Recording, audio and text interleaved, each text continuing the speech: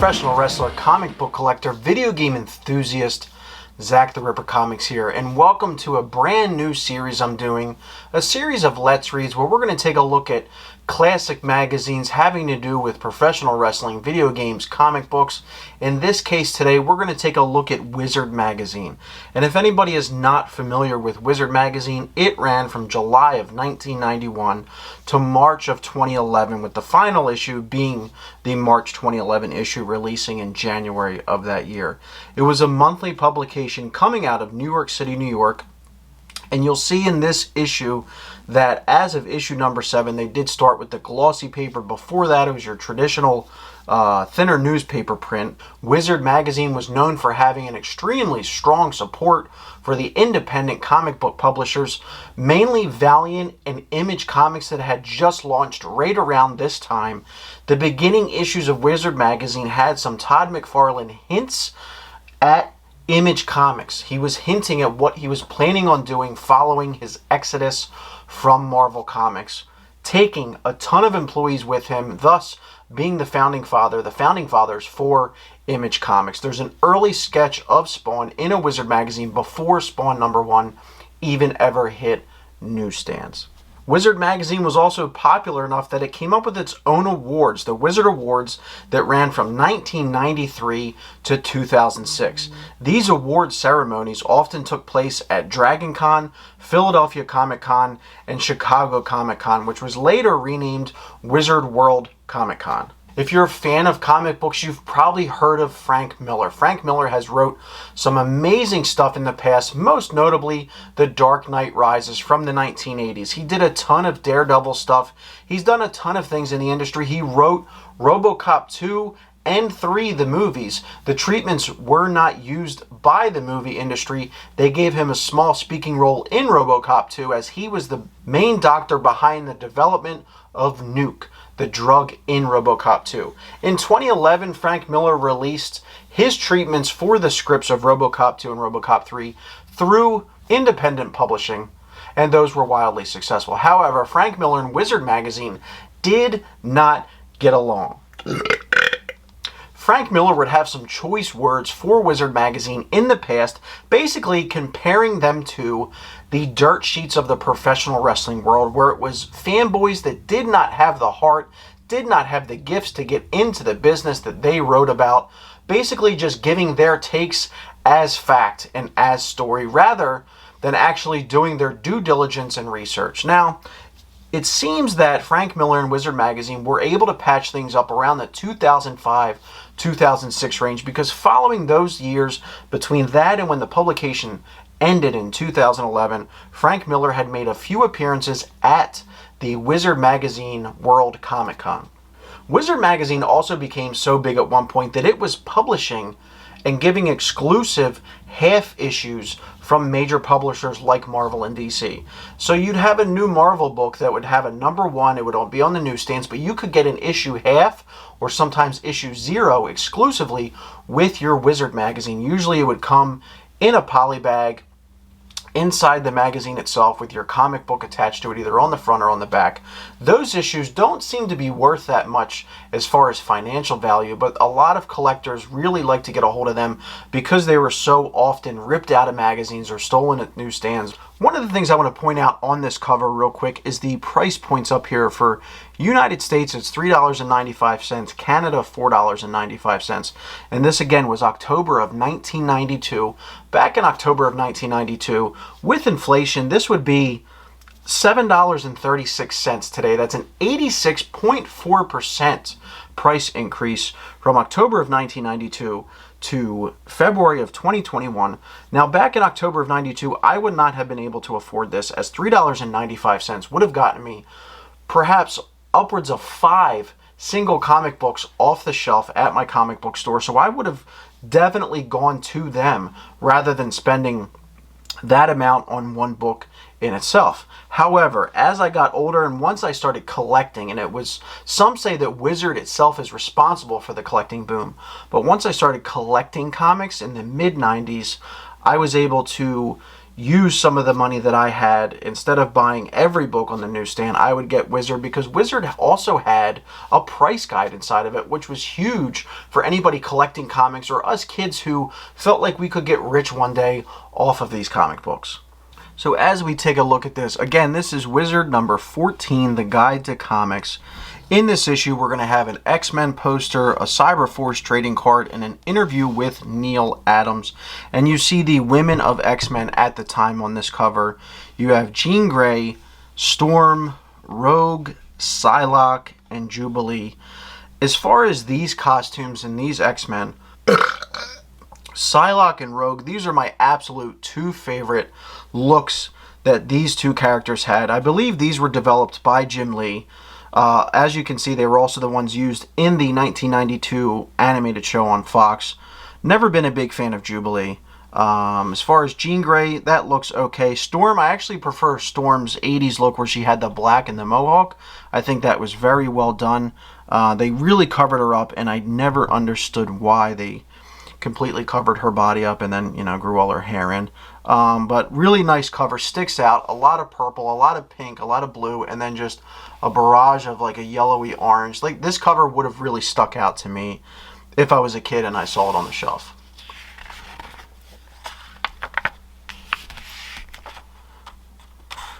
As you can see, the first ad we get is a huge one. It's for Batman the Animated Series, new ongoing monthly comic book. And it was in this animated series that the hugely popular Harley Quinn made her first comic book appearance, and that issue goes for crazy amounts of money nowadays. Over here on the right, you just see some, what are these, pins? Yeah, these seem to be Marvel pins. Bishop's medallion. Bishop was a huge character in the 90s. You don't hear much about him anymore. Silver Surfer, Spider-Man 2099. I believe his name was Miguel. Wolverine, Lockheed, Johnny Blaze, Bone, obviously Venom, and obviously Punisher. Then the Marvel Jack Kirby collection with a pin set based around Jack Kirby characters. Now, as far as the contents, we're not really going to go over too many things. But I do want to talk about the cover shot here. Though they may be called the X-Men, they're female members of the hottest part of the team. For the full scoop on the X-Men's history, check out page 45. Down here, we see we could win a set of Jim Lee autographed X-Men number 1, A through E. Not sure exactly what that means. See page 94 for that information.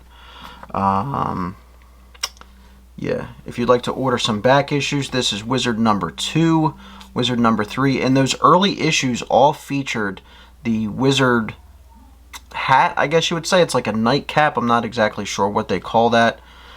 Send your check or money order. You could get issue 1 for $5 with the newest issue. Well, you could get issue 4 for $4.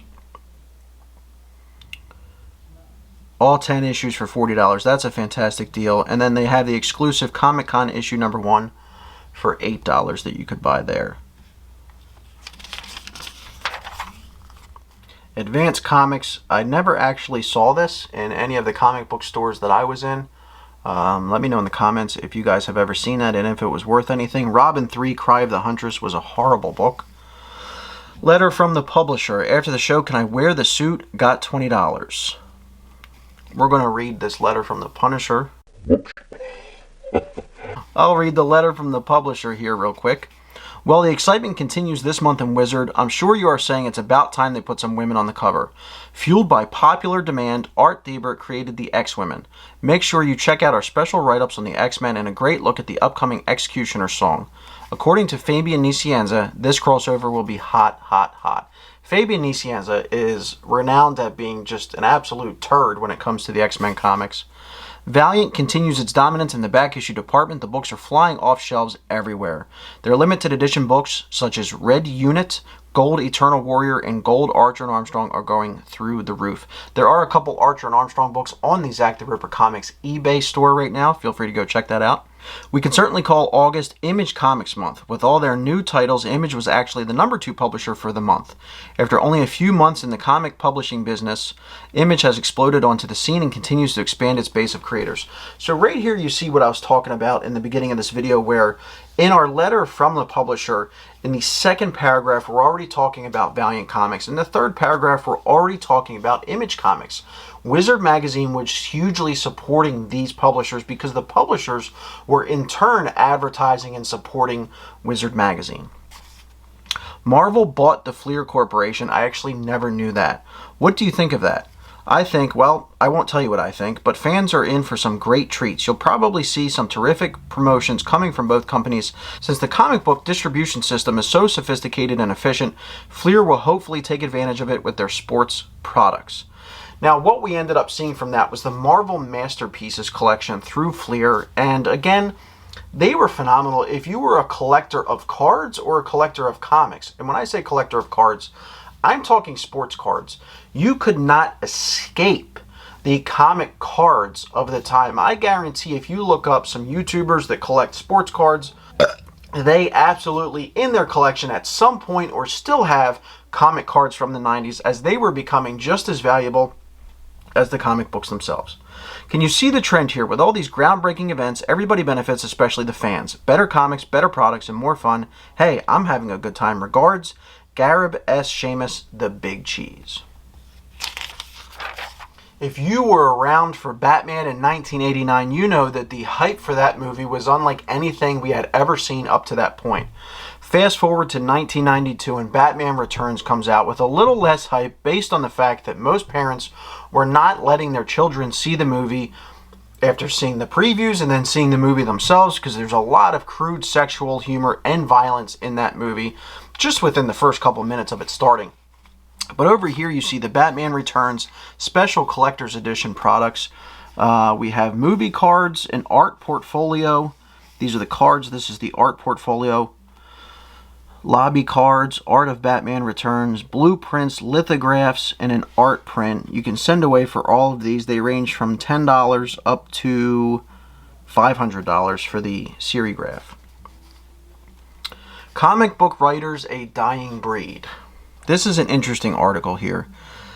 They were writing in this Wizard magazine asking if comic book writers were dying out, and this was based on the fact that with Todd McFarlane and Jim Lee and a host of others came the renaissance of artists, and it became a point of contention with comic book readers when books would have fantastic art and no story whatsoever. One of my all-time favorite comic books that I have in a CGC slab is Spider-Man #1, and not Amazing Fantasy 15, but Spider-Man #1, which is written and drawn by Todd McFarlane. The writing in that book is absolutely horrendous. He's great at telling stories through his photos, but as far as telling stories through words, Todd McFarlane is not the greatest when it comes to that. So they were asking the question, are comic books going to just become art and that's strictly it, and then everything else is secondary? And I'll tell you, for about 20 years it did actually become that way, where these stories started to take a huge backseat to the art that we got. And it wasn't until around the mid-2000s with Civil War and some things following that the comic book industry really started changing, and it started finding really great writers again.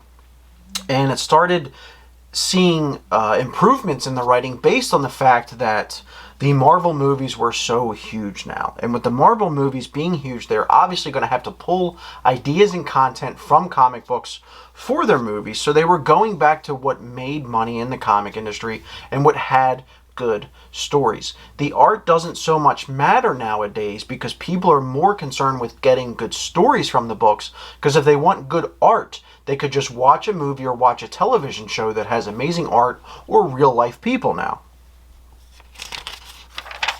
This is pretty big. Shooter leaves Valiant. Jim Shooter was the editor-in-chief of Marvel comic books through the 1980s. which saw the huge explosion in popularity of the X-Men, written by Chris Claremont. He then left and created Valiant, and it was only a short time into his time with Valiant that Jim Shooter left. Voyager Communications, which owns Valiant Comics, pretty much ousted him, and it was really crappy as far as, Jim Shooter, not well liked in the comic book industry because he didn't care what he said, and I respect the man for that. I like somebody that does not care if he angers somebody, pisses somebody off. He's always going to be completely honest, and he's always going to be upfront. You see an article, Sonic the Hedgehog is coming fast. The outrageous little rodent from the hit Sega Genesis game is soon to run head first into his own comic book title.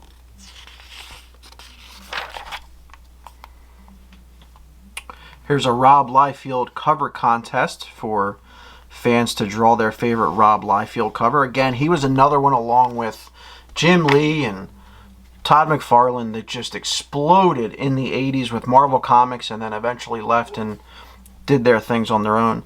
DC gets Vertigo. We've seen this time and time again with a lot of comic book companies.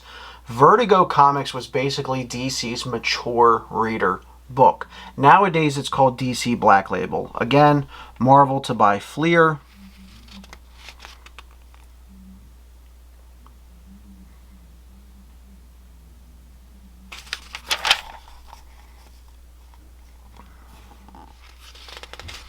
Not much going on here.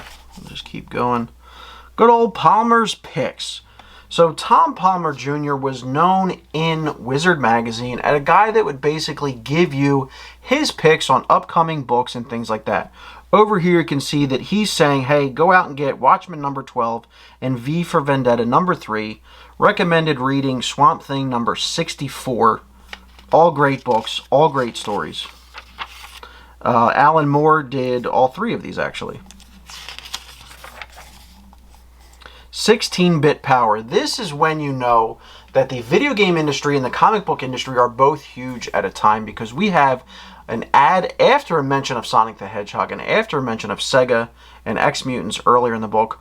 We have 16-bit power, an article about Sega Genesis and Super Nintendo. Here we can see that they're talking about Street Fighter 2, and they're giving it, let's see, what is this out of 5? 4 out of 5 on graphics. I would say at the time, Street Fighter 2, 5 out of 5 on graphics. Sound, 3 out of 5. I disagree with that. I would say Street Fighter 2, again, at the time, 5 out of 5 on sound. Challenge, I don't know how you can't say 5, because there's different difficulties. So the challenge can be as high as you want it, really. Control, 4 out of 5. Again, Street Fighter 2, one of the easiest to control games of all time. I say 5 out of 5. Fun, 4 out of 5. Again, that's an opinion. Overall quality, 4.5 out of 5. Street Fighter 2, any of the versions, is a 5 out of 5 game, in my opinion. Elysia Dragoon, I actually never heard of that one, so I can't really comment on the ratings. Here we go. Jim Lee gatefold cover. So right here, what they're selling us, Valiant is selling us on Jim Lee. They're selling us on the artist. They're not selling us on the story, and they're not selling us on a potential event. They're just straight up saying that in September there is a Valiant book called Hard Corps #1, plotted by David Michelini and Bob Layton. Fantastic writers. Scripted by David Michelini. Fantastic. Penciled by David Lapham. Fantastic. Inked by Bob Layton. Fantastic. However, their main selling point is a Jim Lee gatefold cover. And what that means, if you're not in the know, is that this cover opens up to reveal this.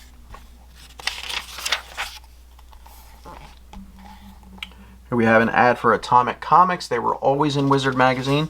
Brutes and Babes, drawing powerful comics with Bart Sears. This was a really popular thing when I was little because it showed you how to really draw the male and female form if you weren't, adverse to doing that. And my friends and I, we would buy comics, we would read them, and then we would try to draw them. And a lot of us were really good at drawing. Most of us didn't do any coloring, so it was just line work and hatching and etching and things like that. So in here we have storytelling, perspective as far as how to tell a story with your characters, the perspective of the characters, dependent on what they're doing. more perspective, detail, proportion, all these things hugely imperative in drawing comic books. It was only usually a 3 to 4 page part. As we can see, it's 3 pages here. He would even allow you to send in your own artwork to Wizard Magazine and potentially have it featured in here. Not a huge thing, but it was popular at the time because a lot of us were doing our drawing. Comics on screen. Hollywood Heroes. This was one of my favorite things in Wizard Magazine because back in these days in 1992, we did not have a barrage of television shows and movies to choose from when we wanted our superhero fix. We usually only had our comic books, and if we were lucky, a good animated show. The main thing I want to get into is feature films right down here. No major news on James Cameron's Spider-Man project from Carolco. James Cameron and Carolco were set up in the 1980s. They did the Terminator movies. James Cameron was set to direct a Spider-Man movie, a live-action Spider-Man movie, in the late 80s and early 90s. Once the success of Batman 1989 happened, they signed on James Cameron to do these movies. Its fate is still up in the air, although Cameron will most likely use that film to finish off his Carolco contract, if the company lasts that long. Malcolm Golan, who owns the movie rights, insisted in the press recently that the film would be made with a projected $40 million budget. Carolco's Ann Hirschfield says that both Spider-Man and Terminator 3 are in development for 1993, as long as the money does not run out. Carolco's actively seeking financing for the 93 to 94 period.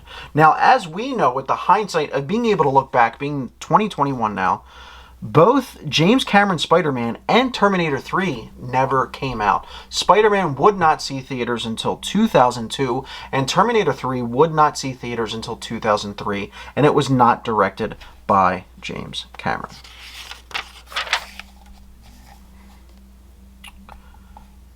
Perfect casting places Bruce Willis as Plas, but will it all fall into place? No, we never got a Bruce Willis Plastic Man series, and I'm glad. Sean Young will portray the motorcycle driving Harley heroine. Easy for me to say. Black Cat. She did not. Sean Young actually is known in the comic book world and the movie industry as an ousted actress now. Many of you know her from Ace Ventura, where she played Einhorn. Finkel, Einhorn, Finkel, Einhorn, Finkel, Einhorn. However, she was set to play Catwoman in Batman Returns. She lost the part once they were able to get Michelle Pfeiffer. A fantastic move for that movie, as Michelle Pfeiffer is unbeatable as Catwoman. She would then try to sneak onto the set, Sean Young that is, dressed in a homemade Catwoman outfit, trying to get into the film by forcing her way on set. Eventually, she was escorted out, and there was a PFA placed on her. She's been ousted from the movie and film industry ever since. Kind of sad because she was pretty good in Ace Ventura. Here we can see the Flash television show. Really bad when you look back on it, but back then I actually very much enjoyed it. Reverse Flash on there was really cool. It was my first time actually encountering Reverse Flash. This is an article on the Eclipso storyline from DC Comics.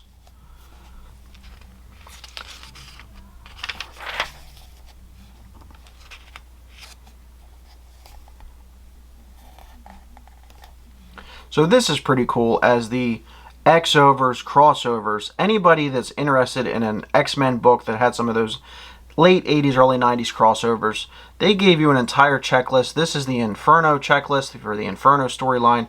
Very cool, as you'd have to look that up on the internet nowadays to find that information. Again, it might not be hard to do that, but this was like really convenient and nice. You could just kind of have this in your back pocket all the time. Fall of the Mutants checklist. That's a fantastic crossover event, Fall of the Mutants. Extinction Agenda, Executioner Song, as we heard mentioned earlier. All very, very great X-Men books. Here we go. Another ad mentioning Jim Lee's X-Men. This is Mark Silvestri. Was that a... I believe that was an Image character. But that was Mark Silvestri's art. But they're just mentioning Jim Lee because the artists are ruling around this time. And here we have an interview with Art Thibert around the X-Men. We're not going to read that interview, but I will pause on the pages in case you want to pause and check them out.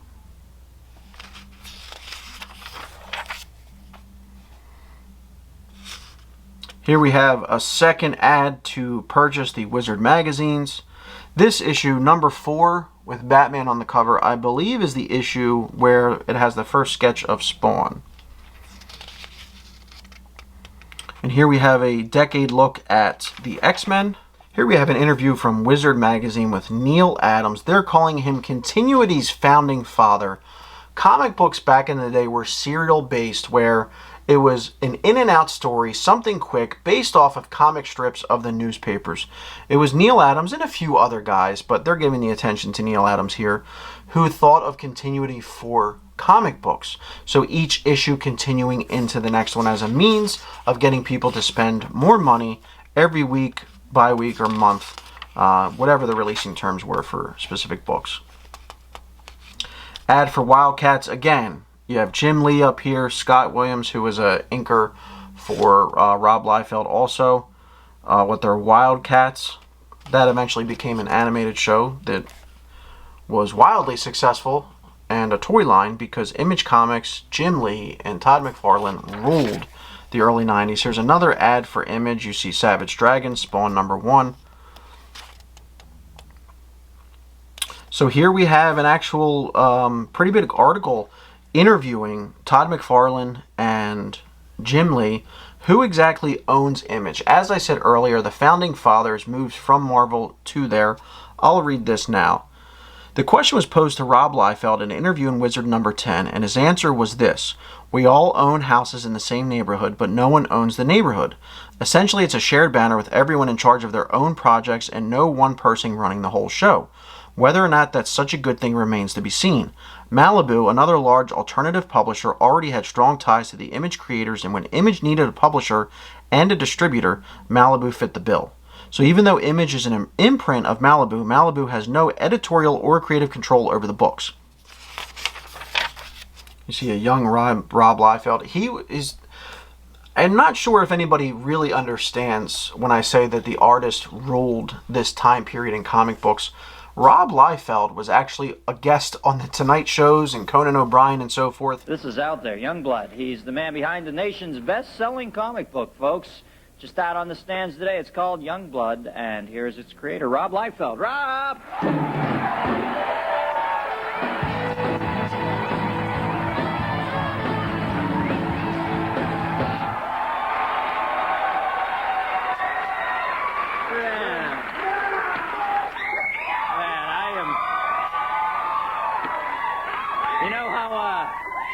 I'm getting so old now, man. I interview newsmakers, and they look like the Waltons' third son. I mean, well, how old are you? I'm 24. Oh, wow. Well, you know, when I was young, we used to read, did you ever read Daredevil, X-Men, stuff like that? Yeah, I work for Marvel. Yeah, I noticed one of your characters in here. I get a very Norrin Rad Silver Surfer vibe off from this one guy. Yeah. Oh, so you read comics? Yeah, I loved the comics when I was young. Okay. But this one is so different. I'm seeing cats get out of bed with women. That never happened. Yeah, well, yeah. Except with when I was younger, of course, with Penis Man. But, well, the women didn't like because he was faster than a speeding bullet. But here is the, tell me a little bit about Youngblood. You got real life with it, right? Yeah, it's, Youngblood is a team of, government, superheroes. They, as an answer to, nuclear weapons, they start genetically engineering these super people. Mm-hmm. And as a result, they become celebrities, you know, because it all started off with, I thought if there was a guy like Superman, he'd be like the world's biggest celebrity, and he'd be doing Coca-Cola commercials and Nike endorsements, and so I figured, let's try this, and so that's basically what we're doing with Youngblood. Yeah, so they're in real life situations. I also see in here you call for the suicidal death of a Saddam Hussein type figure or something. Yeah, it was just, I came up with that last year during the Desert Storm thing. What's his name? I think we call him Hassan Hussein. Hassan Hussein. I didn't want to get sued by his lawyers or anything. Yeah. So, the artwork's killer on it too. Do you do the artwork and the story? Yeah, I do the whole thing, yeah. And you just started your own company, right? Yeah, myself and 6 other cartoonists, we all decided to start our own little company. We didn't know how it would do it. Called the Image Comics. And you just got sick of doing it for somebody else? I think we just all got the same itch at the same time. We just wanted to kind of go off and do something else. So yeah, so we just formed this company, and this is the first book from it. Yeah. So. Now, what will the rules be? When you work for somebody else, Marvel, who I guess is state of the art, right? Oh, sure, yeah, they're the top. What was the hang up there, though? What didn't you dig about the way No, the thing was, working for Marvel was great. It's just that I created a lot of characters for Marvel over the course of a couple of years, and I just couldn't see myself staying and doing that over and over and over again. And I decided, well, I'm going to try and do it on my own. And I think that's what we all thought. So. We just gave it a chance. Now we can own this stuff and see the creative process like all the way through. You know, right. If they want to make a toy or if they want to make, they've got to like talk to us, you know, instead of us kind of being cut off. So. And changing your characters and stuff like exactly, that too, right? Exactly. You can't like give him blue hair or green hair. Yeah. Now Superman 1. Doesn't it sell for like $50K now? Yeah, it's pretty expensive, but that was like years ago. That's an old comic. Yeah, and so maybe one day. Youngblood? Maybe, I don't know. First one. I don't know. 50. Who did you like when you were young? Who were your favorites? Oh yeah, all the stuff you mentioned. Yeah, Matt Murdock. Remember his law partner? I can't believe this. Yeah. Foggy Nelson. Yeah, the little guy. It surprises me. Give me a little trip. Give me something. No, give me X-Men. X-Men? What do you mean? Like Wolverine or Cyclops? No, Cyclops. There's Cyclops and Iceman and the Beast, and there's the Professor X, bald guy in the wheelchair. And who did Ben Grimm always do battle with? The Hulk? No, the Yancey Street Irregulars. Oh, okay. Remember? It's clobbering time. Yeah, this guy here, this guy, he was kind of inspired by the thing. His name's Bedrock. Oh, yeah, I can see a real Ben Grimm vibe there. You remember Ben Grimm went into space, got hit with a cathode ray, turned into a peach pit? Yeah. For that poor bastard, huh? Oh, yeah, he was getting laid a lot. His name was The Thing That's Never Used. Okay,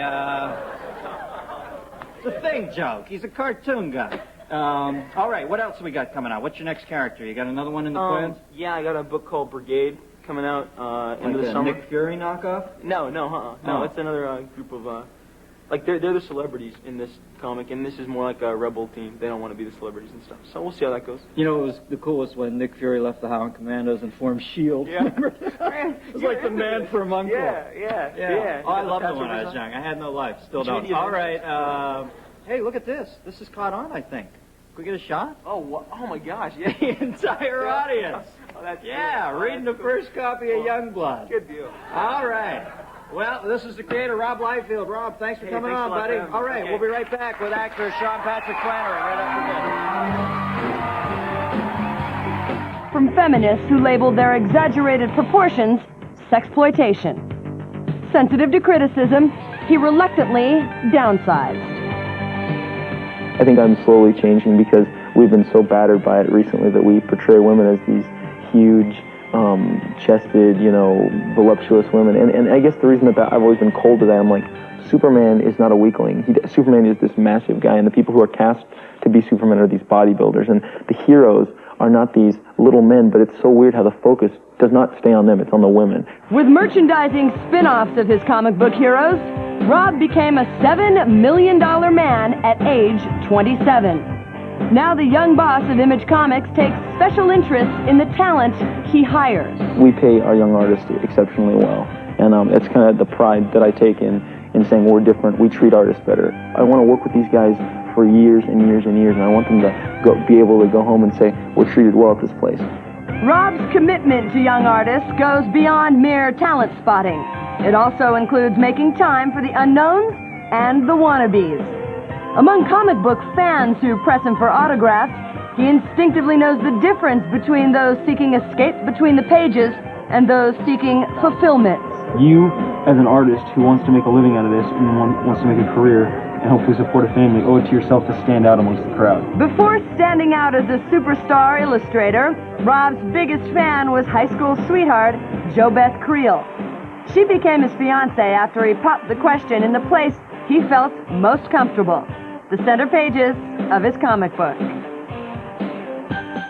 In June 1995, the actress and the comic book king tied the knot. then got to work renovating and redesigning their first home together. With time, money, and a whole lot of love, the deluxe villa built on one man's imagination soon became a showplace.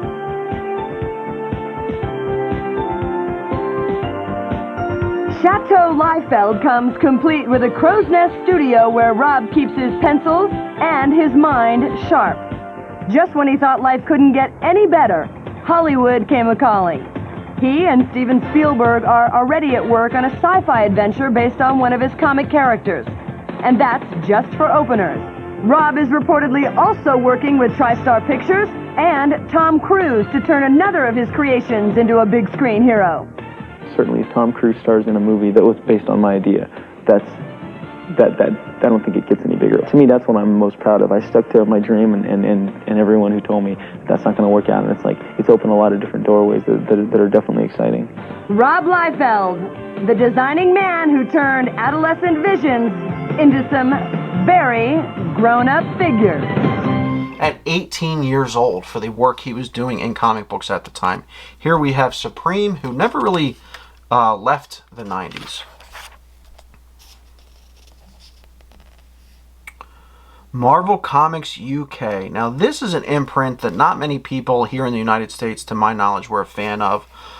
Characters like Death's Head 2, Warhead, Motormouth never really took off, but you can see from America, or from England, the top 100 titles as of April 1992, with number 1 being X-Men number 9. Again, it's a Jim Lee book, so no real surprise there. This is some amazing art from readers.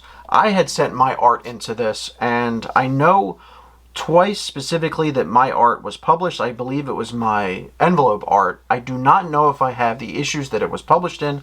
Obviously, over time, if this series, if you guys enjoy these reads, then hopefully we will find it. But here we have an animalistic Wolverine from Andrew. Here we have a nice Wizard cover from Tim. A Rogue cover, Travis. We have a Valiant homage. That one was the winner of the Gold Eternal Warrior number 1. Dexter Stacy. That's pretty cool. It's just some ink work from Renee. Another Wizard with the X-Men women, the original X-Team. Here's a Spawn and Wizard character, issue number 666, the number of the Beast, the number of the Yarn. This one's pretty cool. I'm a huge Omega Red fan. A lot of people aren't hugely into Omega Red. I never thought he got the just due that he deserved. But as you can see here, that's a really cool one. Punisher, another Spawn. This is good art, but very plain as far as what it represents. Magnus, never a huge fan of Magnus, and that looks to be Eternal Warrior, another Valiant. Here we have the comic book intelligence test. I'll just ask one of these to you guys, and you can judge yourself. What is the name of the Sarge in Aliens? Drake, Apone, Frost, or Gorman? Let me know if you got it right. Here you can order some action figures. Hard to see in black and white. Aliens Genocide, Aliens vs. Predator, Bug Out. As we know nowadays, we've had a barrage of these Aliens vs. Predator movies. They're all horrible. The Aliens movies are decent. The Predator movies are excellent. Obviously, there's a few here and there that were not good, but the originals are overall pretty awesome. Dark Horse Comics, who recently last year lost the rights to Alien and Predator. If you followed any of my other videos, you'll see that Marvel has released some incredible Alien covers, and I'm assuming they'll be doing the same in the future with Predator. But back then, back in 1993, this was our first and only glance at Alien versus Predator, and our minds were blown. So we see this, we see the 300 looking art of the aliens running. We see the Queen Alien. We see a Predator stabbing an alien. This is similar to a gatefold, as we talked about earlier. Here is our X-Men poster. Turn this so you guys can see it. Again, it's just the cover in a larger form. Very happy that it's still intact. Still in the magazine, though.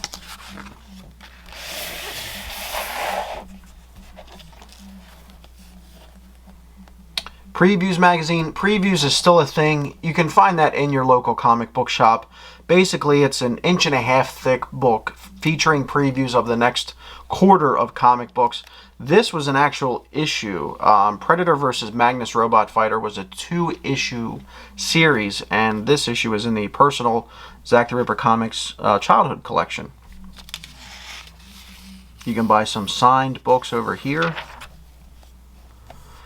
These are the books that Wizard is telling you to watch out for. Not upcoming books, but rather previous books that they feel are going to be going up in price. Now, this is where the controversy comes in, like from a Frank Miller who says that Wizard Magazine created the speculator boom. And what I mean by the speculator boom is that nobody was really collecting comics for their value, their monetary value, their financial value before the 1980s and 90s.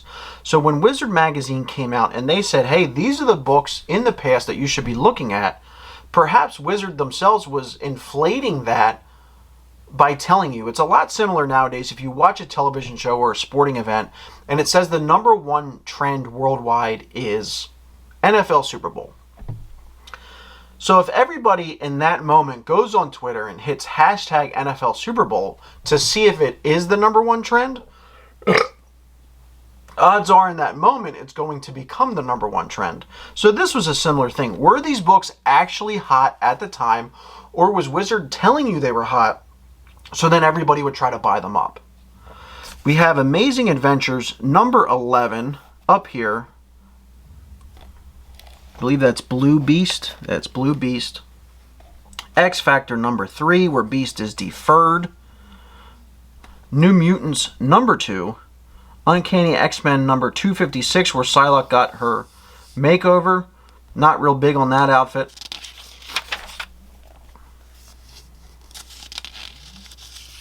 Crystal Ball by Greg Bowles was basically just what he feels is going to be taking place in the future in the comic book industry. Nothing crazy, nothing, big there. So these are current books that are picked from Wizard. Again, could this be nepotism from Wizard Magazine? They say, go get Hard Corps #1. If you remember, we saw this advertised earlier in the book. So Valiant paid for the advertisement, and it gets the biggest pick on the picks page. Spider-Man 2099 #1. Night Stalkers #1. Can't believe that had a $2.75 price point. As you can see, there's Blade, upcoming Marvel movie, Supreme #1, Uncanny X-Men number 294, $1.50 price point. That is fantastic. That's where it should be. And then some more picks over here, which we won't go into. And some more picks, and some more picks. The Wizard of Cards. So this article by Stephen Shamus, the publisher, the editor himself, basically is talking about the comic cards like we did earlier in this episode. As you can see, these are the X-Men cards, the Marvel Universe cards, and the values of them. Now over here we're looking at full set $14, the hologram set $21. You have to consider inflation. When looking at these, most of them are going to be booking around 25 cents because they were brand new at the time. Give it a year, they skyrocket. Give it 2 years, they're worth nothing.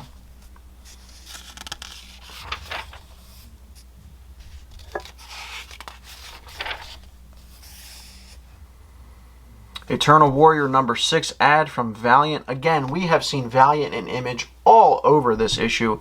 Barry Windsor Smith art. This isn't the best rendition, but Barry Windsor Smith has amazing artwork. His stuff in Valiant was phenomenal.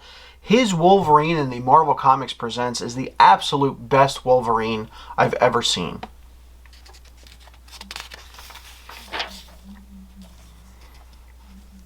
So this is an interesting article, Touring Around with Brian Cunningham. This article is around the comic book related toys. As you can see, the Batman license, we have Wolverine with a horrible head. This was based off of the Pride of X-Men video. A Cable figure. Cable was hugely popular at the time, and then Forge up there. What's interesting about this article is that if any of you have ever heard of Toy Fair magazine, it came out a couple years after this, and it also had a price guide in it, and it looked around the entire industry of toys and gave you a lot of Star Wars, wrestling, comic book related, and sports related articles around figures and toys. That magazine was owned by Wizard magazine. So this article helped spawn an additional magazine in itself, as the collector boom didn't stop at cards, it didn't stop at comics, it didn't stop with toys. Everything was warranted as collectible back in this time. And we even have over here top 10 most wanted figures. These are the figures that people are wanting really bad right now. Carnage being number 10. That would eventually come and was an amazing figure. This guy created his own Red Star. I mean, it's a, you know, it's customs, as we're accustomed to. Here we have a contest where you can win X-Men number 1, A through E, autographed by Jim Lee. We saw this earlier. These look to be the hologram cards, the A through E. Iconic cover when X-Men was reset. This month's number 1s. This tells you all of the number 1s that are releasing in this month. There's nothing really of any significance except Batman Adventures number 1. Just taking a look here. The animated series X-Men was very good, but nothing really of any significance. Spider-Man 2099 number 1. Not worth much, but big book, as that character is still going today. Top 100 as of August 1992. Number 1 is Cable 91. Great book. Great art, not worth anything, as there was millions of them made. Action Comics 682 was number 100. Graphic novels and trade paperbacks, number 1, Batman Night Cries, the hardcover. Infinity Gauntlet. We just saw the Infinity Stone movies past couple years. Here we have the top 10 books for September of 1992. Number 1, Harbinger number 1. I have this. I showed it off in my CGC video. I have that book slabbed. I do not have a loose version, a loosie of Harbinger number 1. I would love to have that. The writer was Jim Shooter. The artist was David Lapham. It's an iconic Valiant cover. You've probably, if you're a fan of comic books, I'm sure you've seen it before. That book, even in a loose state, goes for some really good money.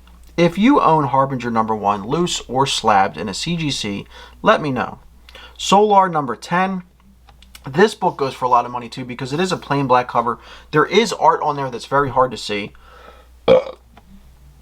And most black covers tend to immediately show everything. So it's hard to find Solar number 10 in really good condition.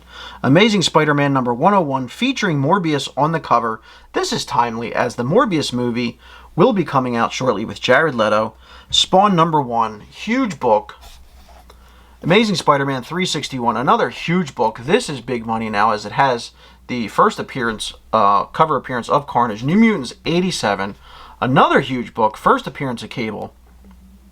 Youngblood number 1. Uncanny 201, John Byrne's Next Men number 1, New Warriors number 1. None of these really worth a damn. Here they're just taking a look at who has the biggest dollar share on the market, and the piece share goes to Marvel and DC for the most part. Wizard's top 10 hottest artists. Number 1, Todd McFarlane. Number 2, Jim Lee. Number 3, Rob Liefeld.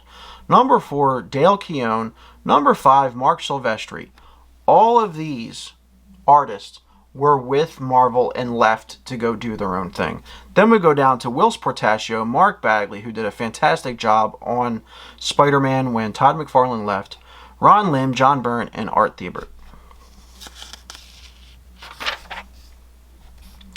Now we're in the price guide. We have Jim Valentino and Son, Fabian Nicienza, Rob Liefeld, and Todd McFarlane, looking like a bunch of young kids.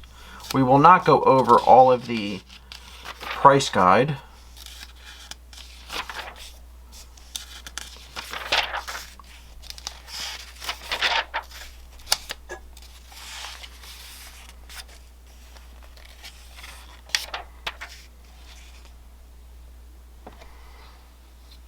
So what we'll do here with the price guide is just look up a couple different books that we know in 2021 hold a lot of value. First one being Amazing Fantasy number 15, first appearance of Spider-Man.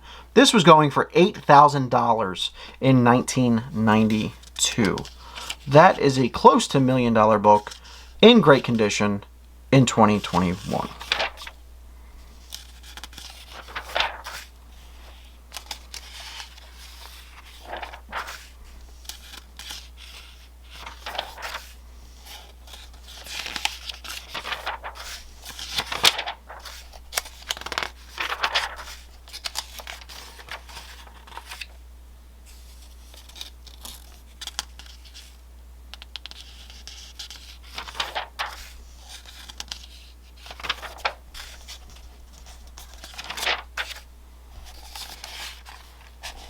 Another one I'd like to take a look at is New Mutants number 98. First appearance of Deadpool, $14. Now it is highlighted, it is telling you to watch out for that, but $14. Who would not jump on the first appearance of Deadpool in 2021 in really good condition for $14? I sure would, as I do not own that book. Now as we near the end of the book, after the price guide, they always told you about the shows and conventions. Now, before 2020, you could not do all of these shows and conventions on these few pages, as it has blown up as far as Comic Cons and things of that nature. But back then, you could peruse here, let's say Delaware. Delaware had one. September 13th, 1992, in Wilmington, Serendipity Comic Book Show at the Sheraton Inn. $3 to get in. Call Bob Horn, and then it has a phone number there. So this was pretty cool. No matter where you live throughout the United States, you could find out within, that month's time how many comic conventions were in a state near you or your state that you lived in. So now we have Magic Words, where this is just basically readers sending in their letters to Wizard, hoping for answers in response. And one of them I'd like to read kind of goes back to something I mentioned at the beginning of this video. Recently, you have started bagging your magazines and including collector's cards. This has allowed Wizard to raise its popularity, but since Wizard number 11, you have also raised your price. I can see why this is necessary to accommodate the costliness of including trading cards like Spawn, who have a prism border, and also to buy the materials and machines to have and insert these trading cards, but it's really annoying. When X-Force number 1 came out, nobody bought one and opened that one. They bought two or more and opened only one to read to preserve the value. With a comic like X-Force number 1 that's only $1.50, it's okay to buy two because they're only $3 total. But when Wizard Magazine charges $3.95 for a magazine that's bagged, and you want to read it, still preserving its value, you have to pluck down 8 smackers to buy two. It would be greatly appreciated if you could find another way to enclose trading cards, not like Youngblood number 1, where you have to cut them out, but not completely bag the issue, so you have to buy two. Another thing, since the arrival of Wizard number 10, Wizard has become much more famous. I've seen it advertised as a hot pick in major back future issues at ordering services like ATM. I realize you guys must think this is great, not to mention you get an increased paycheck, but I hope you don't fully bag the Wizards just so people have to buy two and you guys get to roll in the dough. Try not to let the fame get to you, because all my friends agree we like the card, but we would hate it if you became all glamorous. This is from Vinny in Concord, Massachusetts. And the reason I wanted to point that out is that earlier we did talk about the cover price, and we also talked about the quality of the pages. Wizard responds, okay, let me address the raised cover price topic again. Wizard was increasing in price between issue number 10 and number 11 because of the quality of the magazine. The paper we use, the color, the glossy covers, posters, polybag, trading card, everything. Check out every issue of Wizard over the previous one and see the changes. It's higher quality. Better content, fewer errors. We put all the money Wizard makes and pour it right back into the magazine, so no, we do not roll around in dough. Getting back to the polybag issue, we have said it before, we say it now, and we'll say it again. Polybags should not be considered collectibles, and many polybagged comics will be damaged by the plastic that will yellow the comic. Rip open your Wizards, we want you to enjoy every issue. As for us Wizard dudes and dudettes getting swelled heads, don't worry. No matter how popular the magazine gets, our hat size will remain the same. And a note from Pat O'Neill, not everybody bought more than one copy of X-Force number 1. Some bought only one. That's what I did. Some bought none. Don't buy all the hype. So this is interesting because there's two hot takes here. The hot take from the reader is that the reader is seeing that their magazine that they actually grew to love was now in itself becoming a collector's thing. So they increased price, and now because the magazine was coming with comics or coming with tradable, collectible cards, Wizard was raising their price, and this reader specifically thought that he needed to buy 2 copies because one of them would be polybagged and then he could open the other one. And what Wizard is saying, Pat O'Neill is saying to this reader, is that you don't need to buy 2. You don't even need to buy 1. If you like it, buy it. You don't have to buy 2 of everything. You don't have to collect everything. And their price increase was because of the materials and the quality of the book. Now, don't get me wrong. The price increase absolutely had something to do with the popularity of comics and the fact that they were including half comics, 0 comics, and trading cards in with that. So if you don't believe that, then, you know, you, Up here we have some Ask the Wizard quick questions that don't require a lot of time. What was the name of the thing that the Sand People rode around in Star Wars? Bantha. What is the X-Men cartoon coming out? Check out next month's Hollywood Heroes for the scoop. Is Carnage dead? Is anybody ever dead at Marvel? Timely, because Marvel is releasing Venom #2, which features the first movie rendition of Carnage in Let There Be Carnage. Here's some envelope art, and this is, like I said, at some point, some of mine were published. None of these are mine.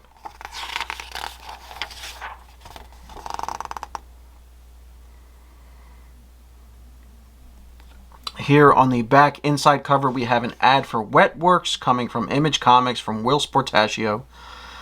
This book was horrible. It's everything that's 90s about 90s comics. However, it is another Image Comics ad, as I said. And on the back cover, it is the Marvel Masterpieces trading cards. Mephisto, Red Skull, and an awesome Wolverine. These are the 1992 from Skybox Marvel Masterpieces. Eventually, like I said, they would move over to Flair. This was a really good one down here. That Spider-Man and that Hulk is pretty nice. So that is Wizard number 14 from October of 1992. I hope you guys got some information out of this. I hope you guys felt some nostalgia through this video, and I hope that you enjoyed it. Please let me know in the comment section below if you enjoyed this and what other magazines would you like me to do some Zack the Ripper reads on. That's the show, folks. I want to thank all of my patrons over at patreon.com/ZackTheRipperComics for supporting the channel. Not only are you getting exclusive content that you cannot see anywhere else but on patreon.com, but you're also getting some awesome merchandise courtesy of our Teespring store, link in the description below. T-shirts, hoodies, fanny packs, dog sweaters, and even the ever-popular ladies' leggings. For everybody that liked us on Facebook, found us on Instagram, hit up the ebay.com/ZackTheRipperComics store for all of your comic book needs. And last but not least, hit the thumbs up on this video, hit the bell for notifications so you know when we go live or when we post brand new content. And last but not least, subscribing to the channel, as it goes a long, long way as we are on the road to 3,000 subscribers. Until next time.